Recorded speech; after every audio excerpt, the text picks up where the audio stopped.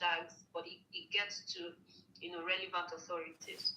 Okay. So the thing I always say to people, when you have an issue that you want to advocate upon, ensure that you're ready to go for it all the way, and Yeah. also ensure that you're ready to do it even if you're alone. So sometimes, people start something and they're waiting for other people to join them, waiting, thinking that, oh, I will have. No, don't think that way. Just assume that you're the only one, and I'm going to carry this thing on my head and I'll do it. That's number one. The next thing is to find, especially for example, if you're on Twitter, which is more of the advocacy, what do I call it now, social media tool, more than the other ones. The other ones still have their own advocate. But on Twitter, you're able to have gather more people.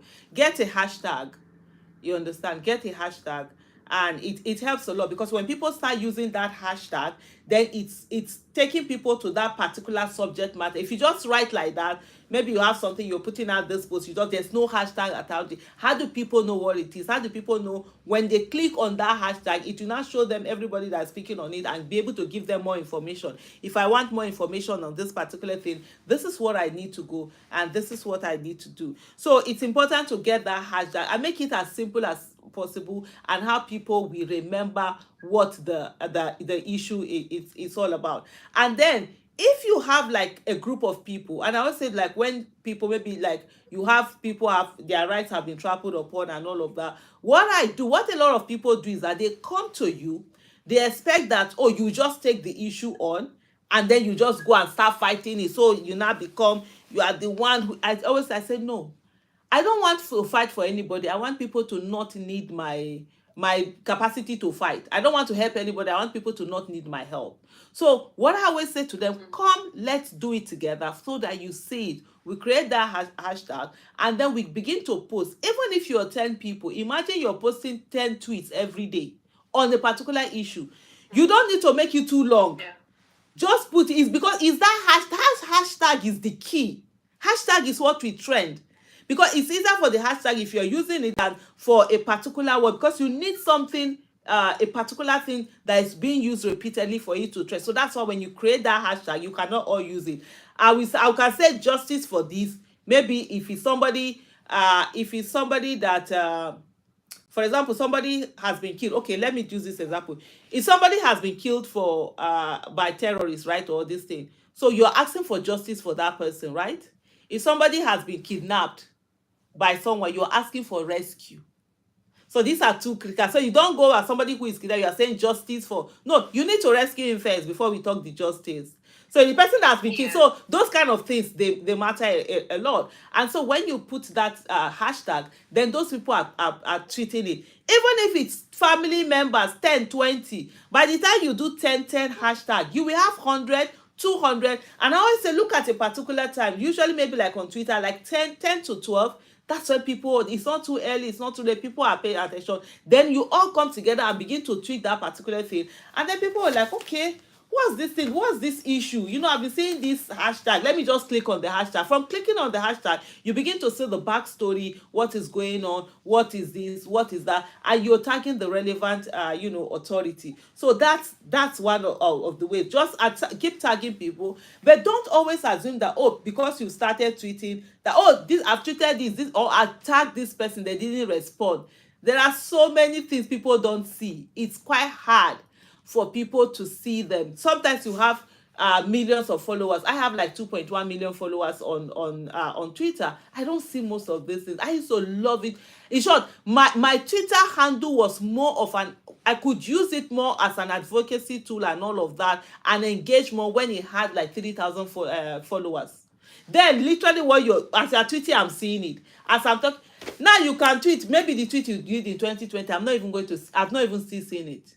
So it limits. So there are so many things. You can be tagging someone, but the person hasn't seen it. It's not that when you now start cursing the person out, oh, this person hasn't seen this or that. So what you do, just keep tweeting at it. Make whatever you're doing submission short. If there's a video, if there are clips, put them in there. But one thing also is that, look at the issue before you come online to begin, especially for those who are, maybe it's not your problem. It's not, so how do I put it now? You are not the victim, But either you're going to advocate for the victim. First of all, do your due diligence that there's actually an issue like that this thing happened. Verify. It's very important because people jump on this thing and they're like, oh, they want to carry on issue. I always say people verify. For me, I work with verifiable, evidence. Even it's because there are something that the thing happened. Yes, it happened. But there's no evidence to show. And even if you know it happened, there has to be verifiable evidence on some issues. So before you talk about them, ensure that these things are there. Because you find out that if emotionally or somebody comes to you and says that this happened, then you drop on social media, you're tweeting about it, you're talking about it, you're advocating about it, and then you come and find out that it never happened. How does that make you look? Because all of these things, credibility is very important. The moment it's dented, it becomes an issue. People come to me with issues. For me, I know a lot of people want to break news. I want to be the first to show it. I'm not interested. Me personally, this is my own stance. I'm not interested in breaking news. I think if let me just give you a quick example on the issue of what do you call it now? During the former president and his late chief of staff, when this corruption about MTN, 500 million naira corruption, I knew that. I heard about that from a reliable source, I think like 2 years before that news broke, before that news became, it was broken at this. But I never talked about it. You know why? Because I don't have verifiable evidence. Even though I knew they talked about it, I knew they had gone to Buhari, because the person they had gone to Buhari, they sat with Buhari and gave him the evidence and said, see what is happening. This is what is happening. He never did anything about it. But I didn't talk about it. Until the media broke it, then fine. Then I could carry it from there. So in things that you're doing, when people talk about being picked up, oh, Aisha has not been picked up, this is the, you need to find something to actually pick something. It takes anything. They can pick me up when they want to, but because of somehow, there are people who are also watching. They need to find something that they will give. And sometimes, okay, let me not forget this. Remind me there's something that I should not forget. Let me. Okay. Put it down. Okay. So they will look for what it is to come and hold you with. So don't give them that room. What I do now when people come to me with issues, I say to them, the first thing I say to them, I'm going to send you the numbers of some journalists, some newspaper line. Talk to them. They are journalists because it's their job to verify. I don't have the capacity, the time and energy and resources, because everything that I do, I use my money. I don't collect money. I don't do grants. I don't know. And that's why my reach has not been as wide as it should be. It would be better, like people will say, getting those grants. But I just love my freedom to be able to use my mouth anyhow I like. I don't want to because of whatever. So I don't do that. So I don't have time wasting on going to verify this thing. So I will call you and say, go and meet this newspaper. Tell them when they report it, I'm picking it up from the newspaper. Do you understand there's a difference? Oh, this thing has happened here. It's not Aisha Yesufu said, no, it's in the news. I said, then I cannot carry on the advocacy. You cannot carry on the advocacy. So you don't have issue of a verification on your head. That even if it turns out that sometimes, even the newspaper, sometimes they still make some mistakes. Even if it turns out that it's not your fault. It's what they reported. As journalists, that's what they're supposed to do. So the onus is no longer on you to have ensured that story was correct, whether it's fake, especially these days of a lot of deep fake. You see videos, you're thinking it's real, it's AI generated and all of that. So it becomes on that. These are some of the things, that people should watch out for. Don't be in a hurry. Oh, I've just heard this news. I want to trend. I want to break. You go trend your way into jail. Because they will. And there are some like that. And then for this thing, accusation of people are not your problem. I see a lot of this who come out. I think I saw one the other day who was calling out this lady, what's her name? This actor, Ned Woko's wife, that she did a lot of things that he was saying. Let them take me to court. Now they've taken him to court, he's crying. Oh God, you said they should take you to court now. So you can't make such allegations going after somebody. This he says she sleeps with people. He brings this, he brings that in. How do you do that? That somebody you're going after somebody. Yes, and then some of them feel like this is them bringing issues to. No, that's not it. You're just being, that's defamatory, and you need to face whatever it is. And then sometimes people are thinking, oh, why are you not advocating for this person? Or these people are trying to now trample. And I said, no, they are fighting. They also, they have to protect their reputation. You can't come and damage and tarnish people's reputation, and then you expect that the other people are going to pick up a fight for you. So these are some of these. The other thing I said you should note that for me, I remember, let me say it now. It's on the issue that as you advocate, be ready that they will bring fake issues to you because they want to set you up. Okay. Yeah. It happens a lot. If you see the many that have come to me, because me, my own is simple. You know what? I know they carry. I'm not a journalist. Go and get the journalist. When they carry it, send me the link. If you're coming to me, I will first to tell me the link where it's on the news. Because sometimes it's a setup. So like this thing, I've had a lot of such cases like that. They'll just bring this thing, oh, this one. There was one that they came and told me, so person is trying to collect this. And I said to her, okay, fine. Can you do an interview? She said, I said, do an anonymous interview. Oh, no, he doesn't want her face to be on it. I said, now you, they say they want to collect your shop. Now you don't want your face to be on it. So it's my face that should be on it because I think I don't have work. But that's also something that is very real. Some fancy things. I've gotten that a lot. I just look at the issues, I just move on. I say, look, it's not here. I'm not there for sensationalism. One thing also, let people don't be interested in the sensationalism. Focus on the material work that needs to be done. Verify your evidence. I will finish here by giving you an example of what this means. I don't know whether you guys know Aldo Mekori. It is the CEO of, he has one music label. Is it Choco City or something City? I can't remember now. So Aldo Mekori, I think that was June 15, 16 or 17. I can't remember the time now. So he made a post about killings that had happened in a particular place in Kaduna. He's from Kaduna. Yes, Chocolate City. Thank you so much, Emmanuel. So he made a post on that, there was killings that had happened, and, talking about the insecurity in Kaduna State, blah, blah, blah, blah, blah. So on the day he did that post, I'm quite friends with him. Then we were even in one group where we were trying to work on some Nigerian this thing. When he did the post and I read it, something was off about the way it was, it was done. So because of that, I didn't retweet it. For me, when people say retweet is not endorsement, I don't believe in that. If I retweet something, I believe in it. That's why I'm retweeting it. Otherwise, I'm just going to put my comment on top and say this is it. So I looked at it, so I couldn't retweet it. I just started to maybe, but the way the story was like, if people were, how were you the one that escaped? So long story short, it came out that story was false. Aldo didn't know that it was false. And then the Kaduna State government picked it up. That, he had done this thing. So he kept on going back and forth that they had done, this thing is wrong, this thing has not been, whatever. His wife now made, because the story came from his driver. He was 100% sure the story is true because he was looking at the victim. So his wife met one of the relative, I think, of the driver or something like that. I was like, sorry, about what happened. I was like, what happened? He said about the key. He said there was nothing like that. Mogbe, that was when he knew that, So, of course, the dragging, the attack, because there was something to say attack. There was no attack like that had happened. He was being dragged, whatever. So when we spoke, I said, you know what I'll do? Fine, this is what has happened. No problem. When you find out what you do, the first thing, take ownership. We all make mistakes. I'm going to talk about that also in a bit. We all make mistakes. It happens. Sometimes in your fight, because you're doing this in one thing or the other is not accurate, the first thing you come out, own up to it, apologize.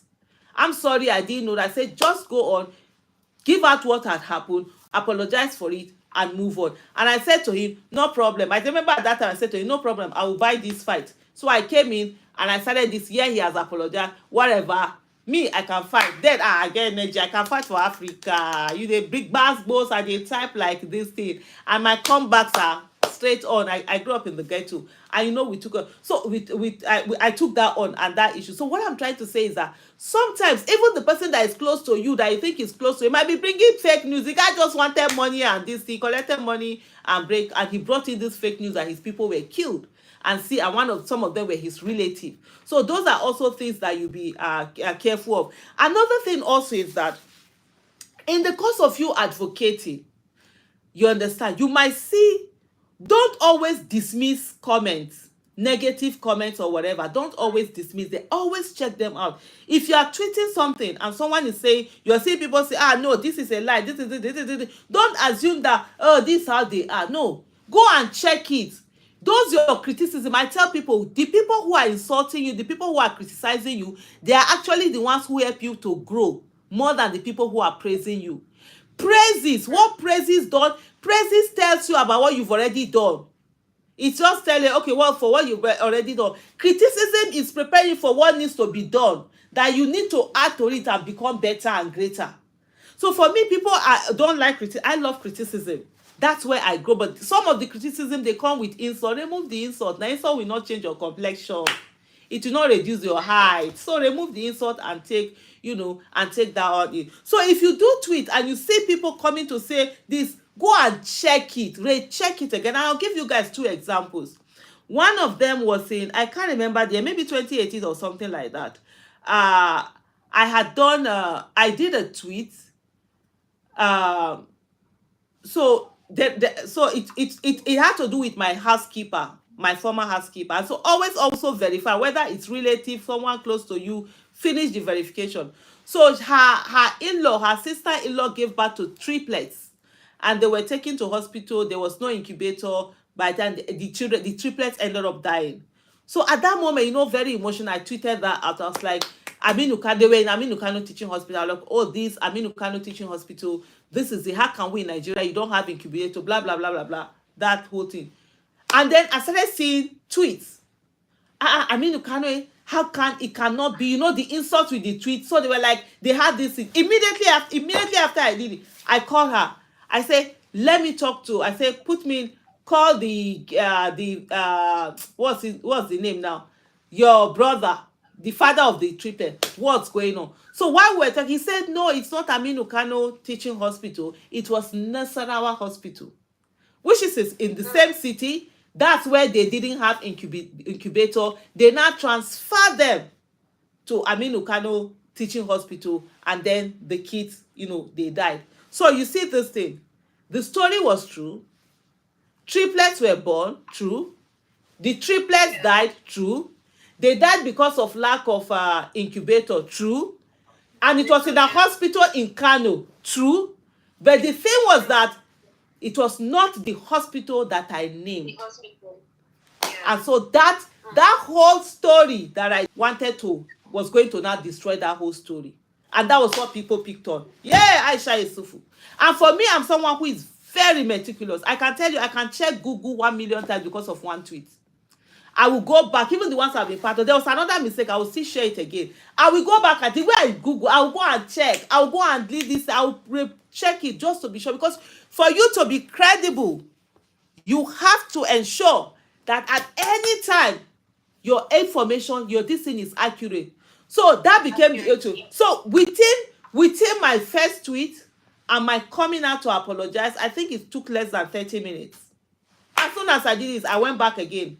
I did another tweet. I took that tweet, that I did a screenshot of it, and it's still there. If you go back, I say, let it be a reminder to me to always this. And I apologized to the hospital. I said, look, it wasn't that hospital, it was Nasarawa Hospital, which all of them are both in Kano City. But this was where they were the ones who didn't have the incubator, and before and those triplets, died. So these are things that people should look at. So don't say because you've done advocacy, people are insulting you, then you are carrying body, or you find out that you are wrong. No. The moment you find anything is wrong, come out, apologize, move on. Another thing also, there was a tweet, a video I did, and this video, I said when this we are all Biafra, Chido was arrested by the author of the book was arrested by DSS. We came into Nigeria. He was wearing the this thing. We are all Biafrans, and so I did a video very angry. How can this thing do it? You guys cannot arrest. Blah blah blah. This was a book launch that even the vice president, was at the book launch. So as soon as I put the video out, there is this guy that is extremely obnoxious. He's always insulting me. I say when I say insult, there's no insult. Oh, prostitute, this, that, blah, this. And then he came. So I saw him. I saw a tweet he wrote. He was like, Vice President at this thing. He was not at that place. Let's see. As soon as I saw that, I didn't say because he usually insults me. I went on Google. Because when I was saying that video, in my head, I was like, I went on Google and I found that, Lord have mercy. He wasn't at that book launch. He was at another event. So these are two events. So these are two events. I was on both events. The other event was Atiku that was there and other people where we did that book launch. Then Biafra at 50 was the one that the vice president had gone to. And within a few minutes, I did another video. And I took responsibility. And even that guy that insulted me, I went to him, I thanked him.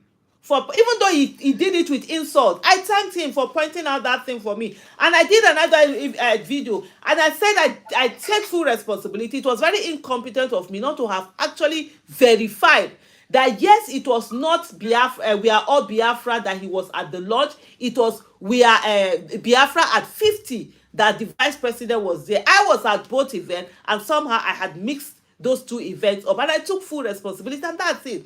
And one of the things is that when you're truthful to the people, they will believe you.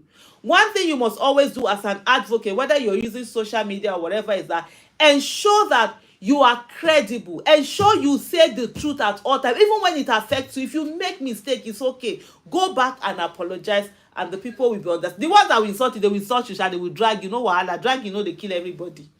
Even jail where they use every time. Don't be petrol they put they jail, they do the thing they go. So you just keep it going. Yeah. Yeah. Thank you very much. Thank you for that wonderful insight. Richard's hand has been up, so Richard, please, you have the floor. Okay. First of all, okay, it's still morning. Good morning. Yeah, good morning. It's a singular honor to be a part of this. Thank you. It's a singular honor to be a part of this conversation. Thank you. Okay, so it's been quite an interesting conversation. I think this actually, tells. Well, I'm a journalist. I'm a broadcaster. Yeah. Yeah, I work with James Plus. I'm also a reporter. So sometimes we actually get our sources, but there's something the public don't get to understand. As a journalist, I have a right to my source. Yeah. I can decide not to disclose my source. Yes. I can decide to whosoever, no matter whatever. I remember being picked up one certain time, yes, there's custody, when they were trying to question me. I said, I'm not apologetic about whatever I've said, and at the same time, I'm not going to tell them whatever or whoever told me what I said. Yeah. And they were like, do you repute? I said, the person repute was clean enough. The DSS is not the right place. The court should have been the right place for us to go. So that was how the issue died after 3 hours in the DSS, and I left finally. We're talking about people. Vancouver. Thank you so much, everyone, for joining. I'm a victim here in Jos. Victim in the sense that about 2 weeks ago, the government relieved the board of Plateau United here in Jos, and I knew about that 2 weeks to that very time. I was not so quick to say it. Though if I had said it, if I had posted it, it would have been a confirmed news. But because I know how government works, the government can wake up the next day and tell you, hey, okay, that was actually an oversight. It was a decision from the government came in, and they are still reappointed. So I needed to wait on official release, which I was working hand in hand with the Director of Press and Public Affairs to the governor here in Plateau State. And at the end of it, he sent the release to me first before he posted it. At that point, I still allowed him posted the release because it's just people know. So I went ahead after his post. I posted it, and So people took his own post. They didn't have access to him, so it was not a problem. But because they had access to me, people called me. They were threatening me and what have you. In fact, at some point I had to make a post on Facebook. I was like, "Who you know say sure for? Oh, go Zaria Road Stadium is big enough to contain fights. Oh, go fight." That was what I even did at the end of it. Yeah. Because I'm so excited of myself. I think for journalists, the new media has caused a lot of problem. To be sincere, the new media, not the social media, Yeah. not Facebook, uh, they caused a whole lot. That's because everyone now wants to do the job of a journalist. And they won't have given a name new media, where even when information are not right, people feel too big. And for people like us who by God's grace, we are kind of popular. We are popular voices we hear every day. When we say something, they believe whatever you said is true. And when that particular truth you've said, is not really true any longer, they tend to start doubting you. And that is one thing, the dent images. I know a lot of people have stopped believing. No matter what they say, nobody tends to believe them any longer. And just if you don't count for saying the truth, all of a sudden, one or two reasons they lost it. Even my own colleague, is a bit moment. I think people don't trust him because it sounds too political, and it supports his interest lies in a particular party. In a particular party, if I must say. So I think that's one of the things, or those are some of the things I see journalists face. Just like you said, people want you to see their problem, but they don't want their face to be seen in the problem. I think that's another big challenge for us. As a journalist, I must tell you that I have faced a situation. When you come and tell me that a local government chairman did this, he did that, he did. All right, I'm giving you a platform for free. Come on, use 15 minutes to talk about it. And then you start saying, no, you just talk about it. What, this is it. Okay, fine. Pay me 200,000. I'll go and give the officer. These people said I should talk about this thing. And this is the source, my source. Big. They'll tell you they don't have money. What. So even if I will endanger myself, it's not for free. I'm not supposed to go and kill myself for free. Let me be able to know that I should know something that, okay, my office is backing me up because this is the source I told them I got it from. So I think going further, if as youths, Nigerian youths, our social media space, I feel it can still be censored for some certain things. That's to be fair. But how do we go about it? I think the NCC knows better because NIPTA knows better. They have the tools, they have everything in their hands, and of course how to regulate all of these things, because whether like it or not, Facebook, or not just Facebook, the social media is taking away the job of a journalist. In fact, the journalist has to go to the social media also to give news. Take out Punch. Punch newspaper has they have their this thing online. On Facebook, I mean, they have their page on Facebook. Vanguard newspaper also have their page. They have on Twitter, they have on everywhere. It means they are also going into the new media. But what about these individuals who feel they are also criminal? Or they don't have a media outlet. Nobody knows them as journalists. Thank you, Mr. Richard. Thank you for your thoughts. I think two things I took out of your comments is the fact that you talked about institutional backing, and I think is one of the conversations that we need to explore. And I also think that social media shouldn't be a threat to journalists. I think that you can find ways, to make it work for you, right? I know you have your traditional media platforms, but I also think that social media can actually work for journalists. But I'll just allow Madam Aisha speak to some of the things you said briefly. Thank you so much for that. Thank you also, Richard. Well done for the job that you do. I know absolutely it's not easy. And some of the frustration that can come with either being a journalist or being an advocate, most especially when you see issues that are very terrible, height of really heartbreaking issues, and then the victims are telling you that, oh, they don't want you to either talk about it, or they don't want you to report it, or they don't want you to say something. It can really be very frustrating and very heartbreaking. And so yeah, I do agree with him that people are taking on the job of a journalist. As a journalist, there's something that covers it, which he mentioned earlier, that's sources. You can decide to say anonymous. Even those people that are coming, you can just place them on being anonymous. They can be on a program, you cover their face. At the end of the day, no matter where they take you to, no court of law will force you to disclose your source.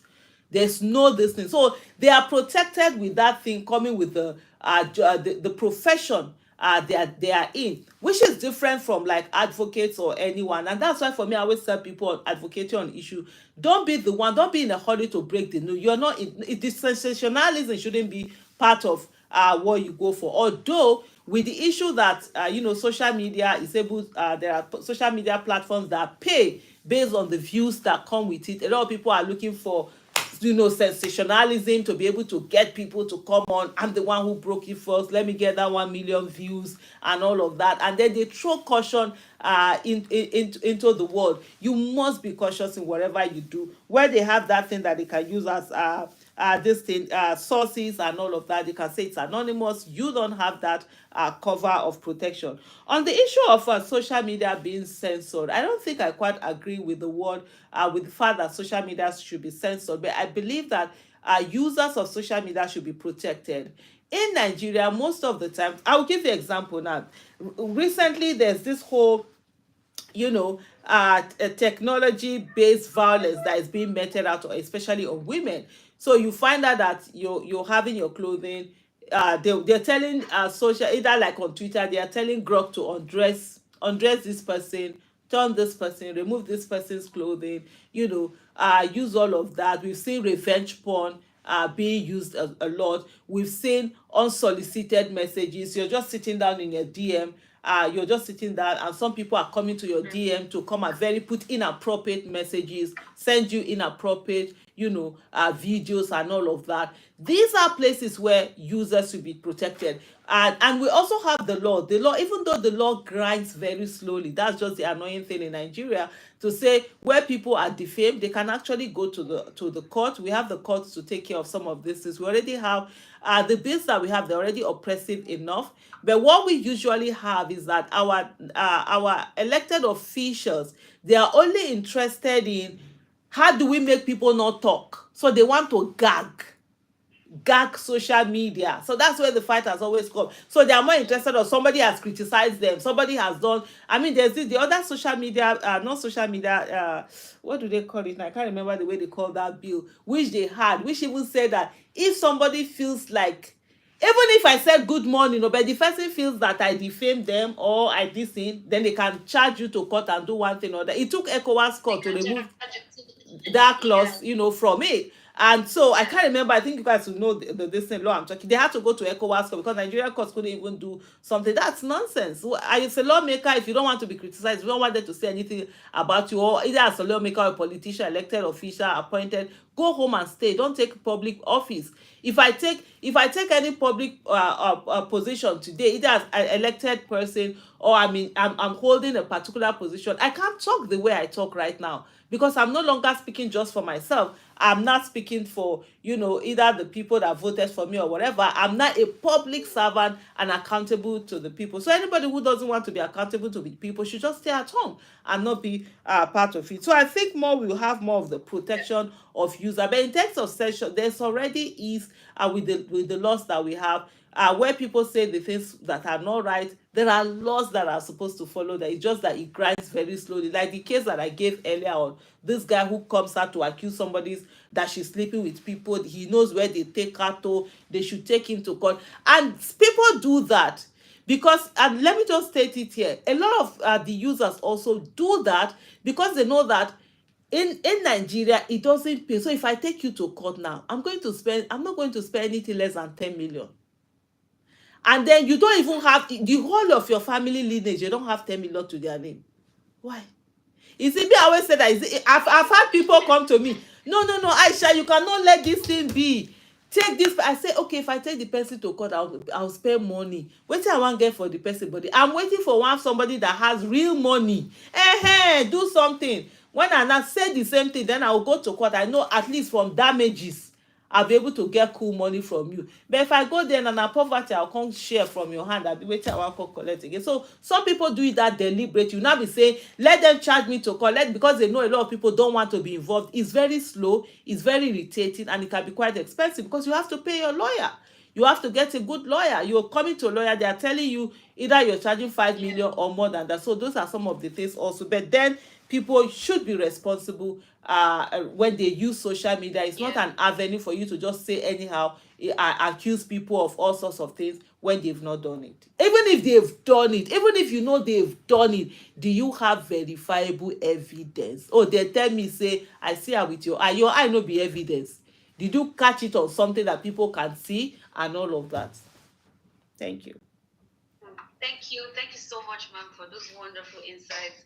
Just 2 questions before we wrap up this conversation. You've talked about social media activism, advocacy, but I think it would be useful to know if we have relevant examples of social media activism that have actually led to real change, that forced the government, to take action. Yeah, we have quite a few. We have quite a number of examples. We have Bring Back Our Girls. It's an example. It's that hashtag. It was social media led. Our government took. They were forced to, even though it took 10 years, over 10 years. Some girls have been rescued. Without that advocacy, I mean, even me that I'm sitting down here, that I'm a member of that movement, I wouldn't even remember that girls were taken away. We have the NSAS. We had the NSAS also hashtag, which had also, there were quite a lot of results in spite of the tragedy, that happened within all of that. There were certain things that were put in place. You see the panels that were put around and all of that. We have things like what was this one now? Abuja police raid on women, where the Nigeria police were actually raiding women and arresting women and then raping them, using pure water nylon to rape them and do all sorts of things. And that was also an advocacy that was done that led to quite a number of changes. We have rescue this, rescue that have happened over time. I think the last one that was even done, if I'm not mistaken, was the one where he was able to come out, the one of the Afenifere youth leader that was abducted, some time ago, and then he came out. We have we have the red card movement that was done also to sensitize people. They are quite, and then this one, I can't remember how he tagged it, them, the electoral reform that was led by Ariyo, late Ariyo, that led to that electoral reform that we saw in 2022. Even though a lot of people had said it wasn't going to be signed. So there are quite in short, there's so many of them out there that hashtags or this thing that had been done on social media, advocacy that actually led to action being taken and go on. So the social media is a powerful tool. Like I said earlier, it democratized media. So what it did was that it gave the people the power to be able to set agenda. So the first step in policy making is actually agenda setting. You first of all set the agenda. What is the issue? Bring the issue to the front, and then the issue is taken on. You've seen people talk about roads that were bad and they were fixed because of people brought those issues there. So that agenda setting is happening a lot more on social media, and then from there on, that's where you begin to see the policy formulation, policy implementation, legitimizing the policies, and then you have the evaluation going on. So that agenda setting is really something that the social media is giving. And so because of the social media, and I'll give you an example. During my time as a young person, what we had was that at either 7 a.m., there was later, it was 7 a.m., 9 p.m., then later there was an in-between 4 p.m. news where the government will put out and tell you this is what it wants to do, and that's it. No response from you. You were not allowed to have feedback. They just tell you, print media, the government owned all the machinery of communication. You understand? They owned all the machinery of communication. So they don't even listen to you. They don't care. They're just telling you what they need to tell you. But right now, this is no longer the case. Right now, because of social media, citizens can even come up with something and give the government what they want to discuss. So they set the agenda. They set what the discussion should be about. So citizens are their own, they bring up something, then the government is forced to come in and react to it. Before conversation will do, where you go, you do a video, you put it out, like who will give you the right to go out to a traditional media?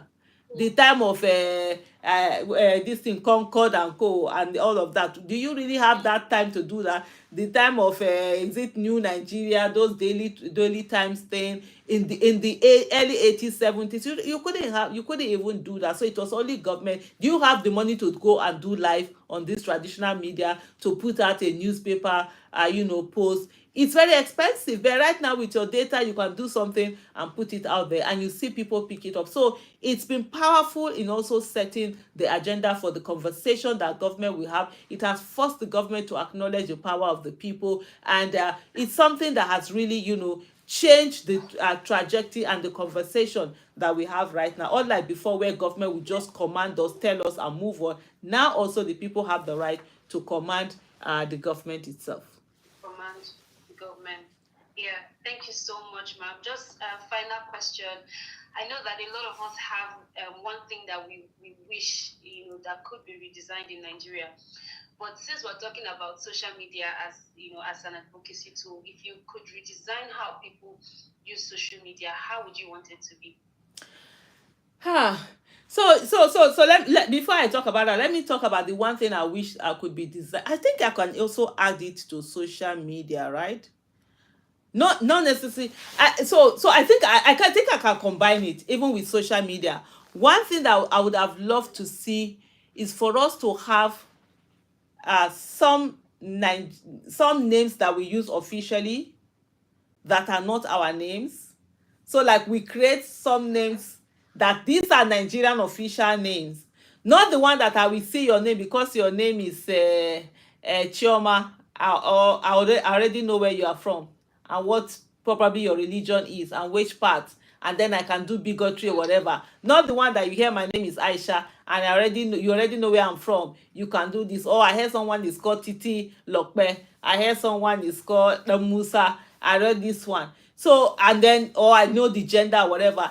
If we could have like certain, it's crazy, like science fiction kind of a thing. So we have this code name that is Nigerian code name, that you don't use your real name, you have to use a code name so that nobody knows whether the handle is female, the handle is male, the handle is Yoruba, Igbo, Hausa, Ibibio, Efik, Esako, Nupe. Nobody knows about your gender. What we are now only interested in will be the comments that are there, and we are handling the comments the way they are, and not from the perspective of, oh, so it is this person behind this handle that is writing it, this is coming from here. Because most times people are reading something, they're not looking at the message, they're looking at the messenger, they are focused on the messenger. Oh, because you said this thing and you are this religion, or you are this tribe, or you are this gender, or you are this age, they automatically have made up their mind on what they want to do. If there was one thing I was going to change, I would say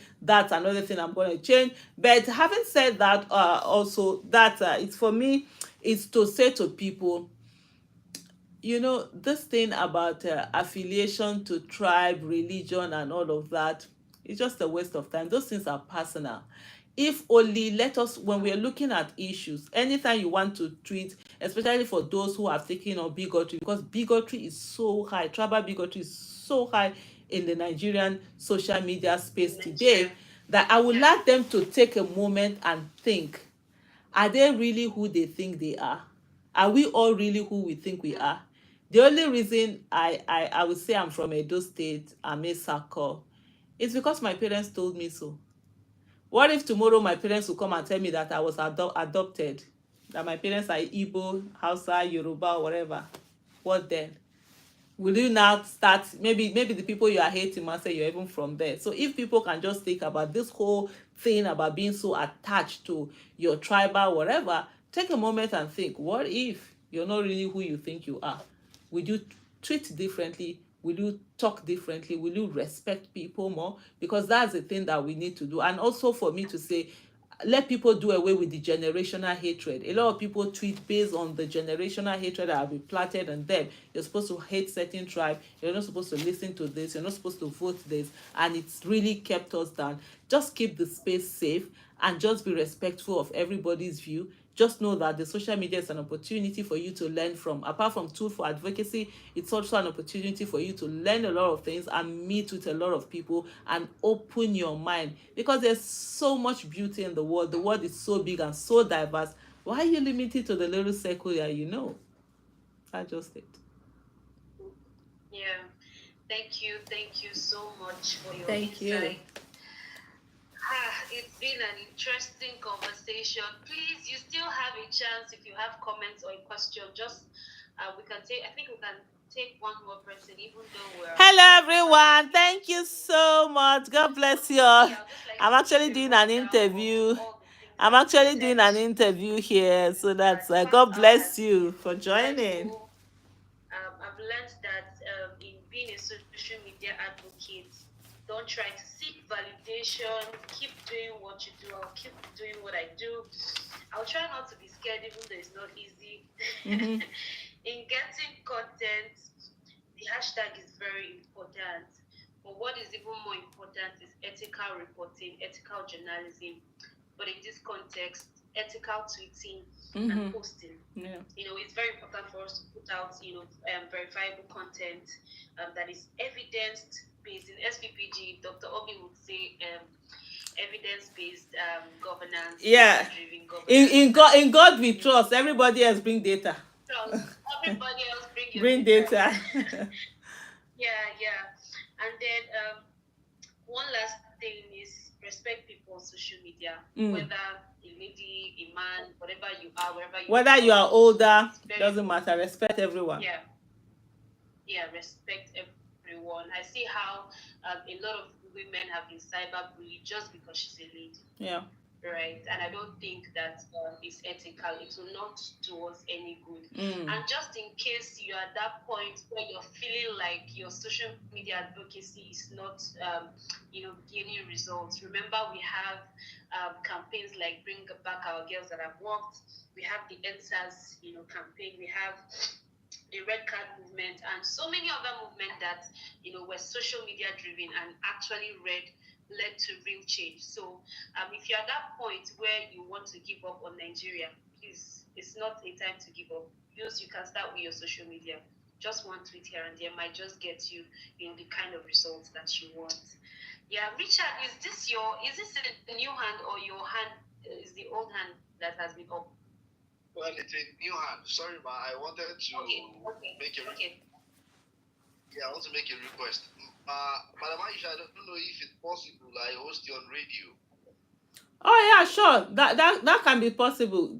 Just get my number from them. I'll just join you up with my EA and she'll just fix something. All right, ma. Thank you so much, ma. Thank you. Well done. Thank you. Okay. Your hand is up. Please go ahead. Okay, so well done to everyone, and it has been an insightful moment.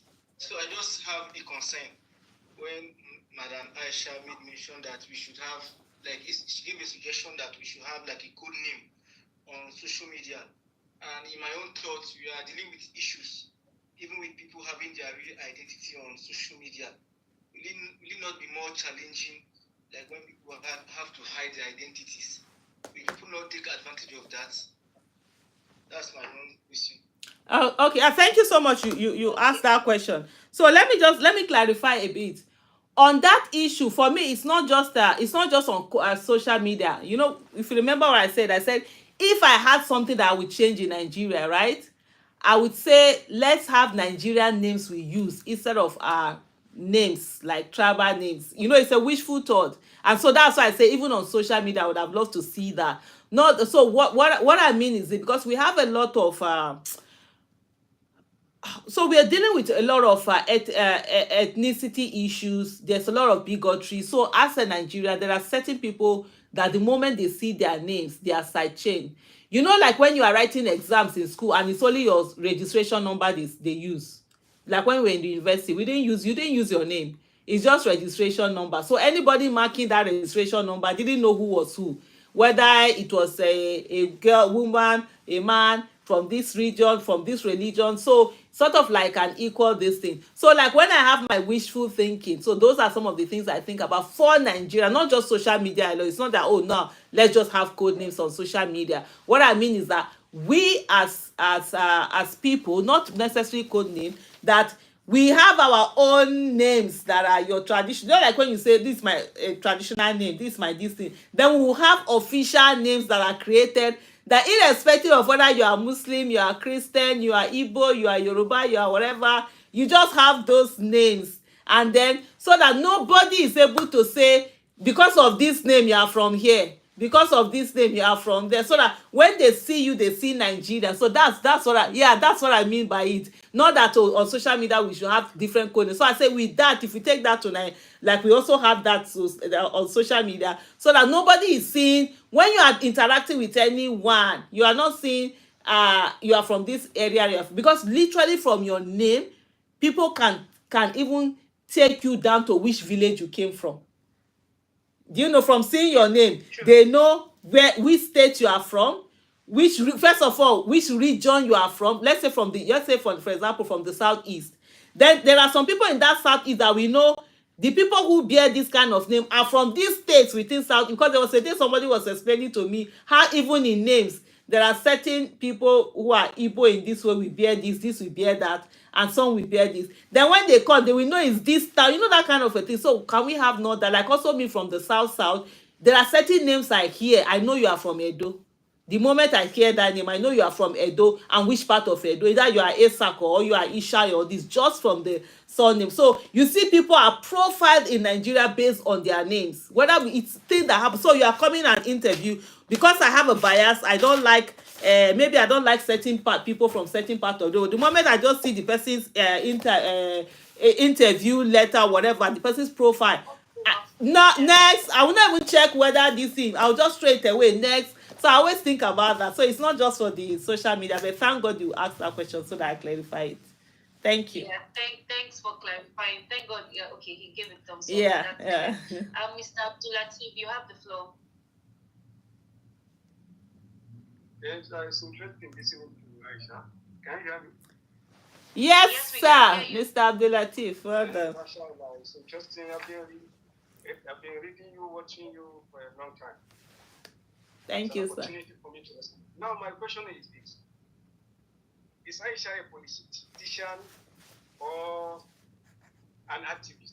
If you are believing, because I think the last general election, one of the leading political parties, if I remember, you were part of either some committee that I think around the national campaign team. So is Aisha still a politician or an activist, or rolling into one, activist, politician? Okay. Yes. Thank you so much for that question.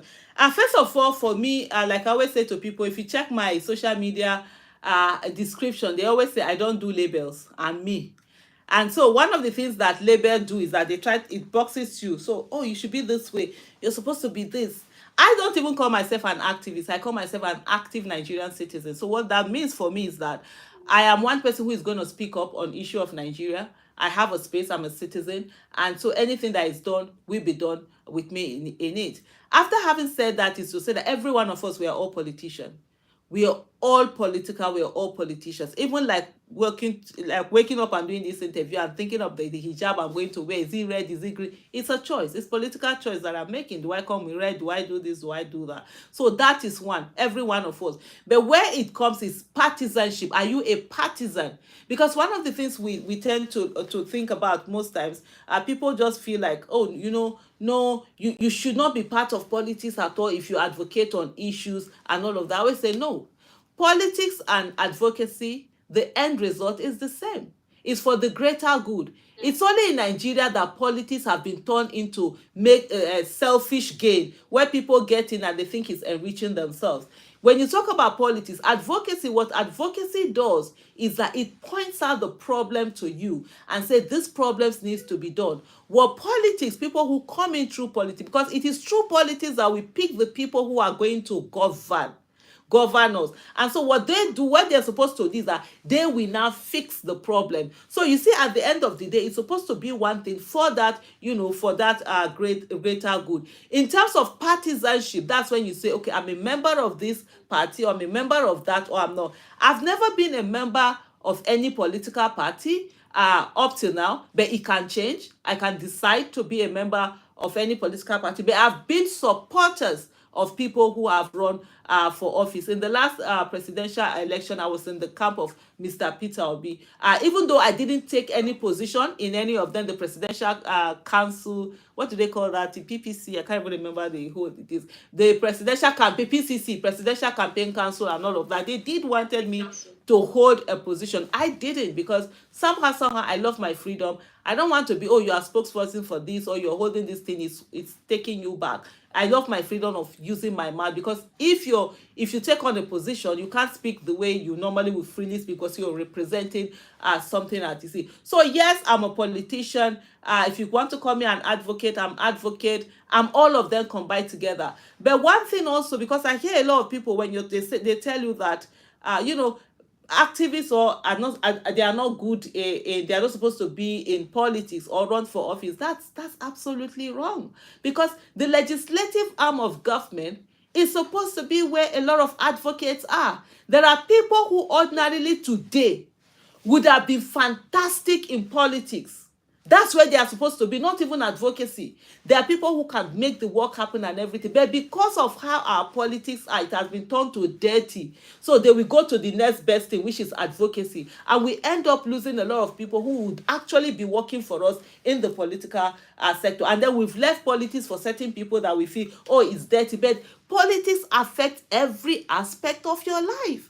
From worshiping, from waking up in the morning, from doing everything. Because if a law is made, and it's said to be binding, except if you refuse to do it. That's why when they pass that law changing the national anthem, say you didn't consult with Nigeria, you can't just come and change something. I'm not going to obey it. If you want to arrest me, feel free to arrest me. So politics is very important, and it's something that we must begin to get people in. And for me, one of the things I've really been working on is to have that shift. Let's move people from advocacy, activism into politics. Let them go and do the work there with the law, not the one that you're there looking for where you're going to get grants to be able to do something. Nigeria has money. Use it for Nigerian good, and for it to be for the greater good. And let's take away politics from people who do not have second job, who for them that politics is their source of living, and they see that it is when they get in there, it's for their own personal gain.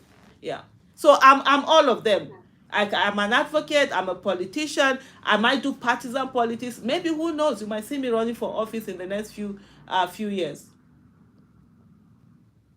We'll be cheering you on. Yeah, but I better bring money. It's not cheering me on. Because one thing I said, if I ever run for office, I'm not going to use my money. I'm not going to, that one that people will bring money, billions, and then because if you use your money, it's no longer activism. It's no longer politics. It's now business. That's why they get there. They want to now steal as much to replace it. So if I go in there and say, my own is that, for me, when I see look at politics in the sense that for those who are running for office, to say, look, I'm here to serve. So you either vote for me or you don't vote for me. I either win or I lose, whichever one. It's better than to use this whole using money to get in there and then trying to recoup what you've lost. Nah, it's not worth it. But at the end of the day, for me, it's always Nigeria first, and I will sit down at every conversation that has to do with Nigeria and make sure that wherever that conversation is, it has to be for the greater good and not for a selfish few. Yeah, thank you so much, Ma. I think that should be the result for every Nigerian, especially if you're on this call. It should be for the greater good of Nigeria first, right? Yep. Do we all agree? Yep. I believe we all agree. All right, thank you all so much. I want to believe that you will agree with me that it's been an insightful conversation. Thank you so much, Madam Aisha. Thank you. For taking out the time to be here. When I started, I mentioned how it was almost impossible. Yep. Do not take all of these insights that you shared for granted. Accountability Lab will go back, look at these insights, and see how we can, further amplify until it gets to everyone, and then we begin to see, the change that we want to see in Nigeria. So if there are no further questions, I think at this point, it's okay to call it a day. Thank you everyone for being here, and thank you, Madam Aisha, once again. Bye and have a good day. Thank you so much, Blessing, for handling me and getting me on this. It was really interesting. Thank you. Then, thank God we made it to happen. So kudos to you. For those who don't know, you really pushed for this. And I'm so glad we were able to get it done at the end of the day. And it's always about that thing. Never say never, never give up. And so you went on and you made it happen. Thank you so much for that. Thank you. Thank you very much, ma'am. Okay. Bye. Yeah. Bye, everyone. All right. Bye. Thank you. Okay, everyone.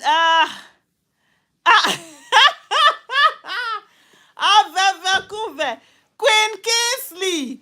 Hey, let me sit down very well. Did you see how much they say they are using to go to Senate? 1 billion naira. Hey.